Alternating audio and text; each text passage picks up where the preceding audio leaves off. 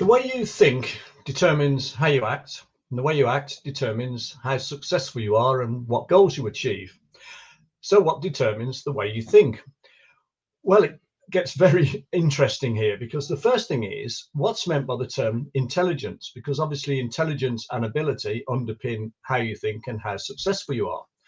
And when you look into that, there's a lot to it. So the first thing is that most experts are now of the opinion that there's some underpinning factor called G, after a bloke called Spearman who identified it, which seems to underpin intelligence. Now, what that's determined by is another matter: nature, nurture, all sorts of other factors. Moving beyond that, it seems to come out in two different ways. So there's what's called fluid intelligence. Now, fluid is basically the ability to interpret new data, solve problems, just make sense of types of factors that you haven't come across before, versus crystallized. And crystallized intelligence is the ability to sort of learn stuff and then recall it. So this concentrates on sort of knowledge, if you like, and this concentrates on what you could term as sort of know-how and the ability to think on your feet. That translates, so the two of those then translates into multiple types of, well, they're not types of intelligence, because this G thing is sort of the basic underlying intelligence. But there's 8 sort of ways in which this intelligence manifests itself, and there might be more. So it could be numerical, it could be verbal reasoning. They're the ones that the formal education systems seem to be able to assess most readily.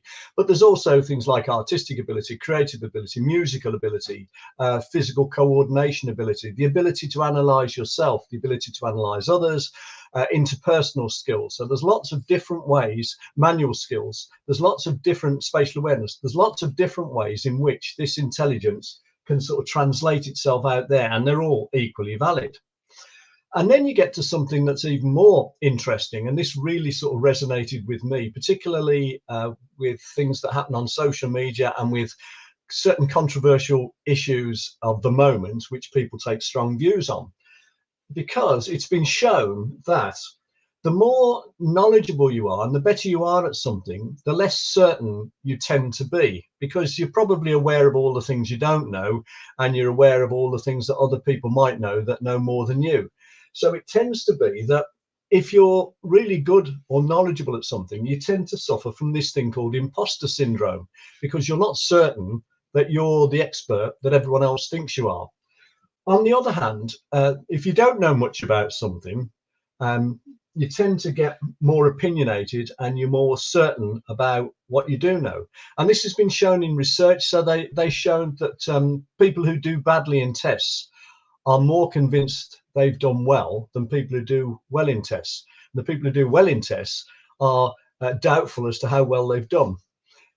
So you can see how this translates on social media in some of the sort of arguments of the day, and I won't get too controversial here, but they tend to be dominated by the opinionated who know less than the experts who actually know more but aren't as forceful in their views.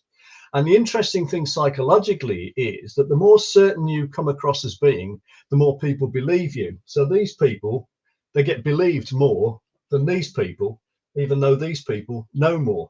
So it seems to be that the better your ability, the more likely it is that you won't reach the top posts of influence, if you like. So it's a fascinating area. It's all covered in a book I was reading, or still reading, called The Idiot Brain by Dean Burnett, which is brilliant. And it goes into so much sort of detail and explains the psychology behind a lot of these issues. So I've put this out. It's sort of self-indulgent, really. I just think it's a really interesting area. It does underpin performance. However, in itself, it's really fascinating as well. I'd welcome any sort of views or additions or observations to the conversation. And I hope you found that interesting. If you want to know how you can save a fortune on your marketing costs by having all of your software needs and programs under one heading, that's where they all speak to each other, then have a look at world-wide-marketing oblique home. So Bernard.worldwide marketing with hyphens in between and then /home. Right, I didn't say that too well, but there you go. Okay, thanks very much for watching. I hope you found that interesting. So your thoughts determine your actions determine your success or you're achieving your goals. However, what underpins your thoughts is a fascinating area all of itself.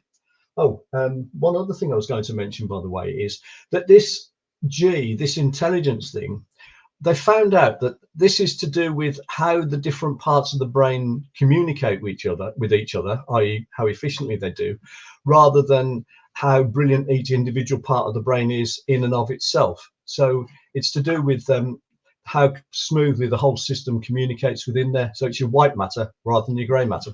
But it's all covered in The Idiot Brain by Dean Burnett. Hope you found it interesting. I think it's a fascinating area. Thanks very much for watching today.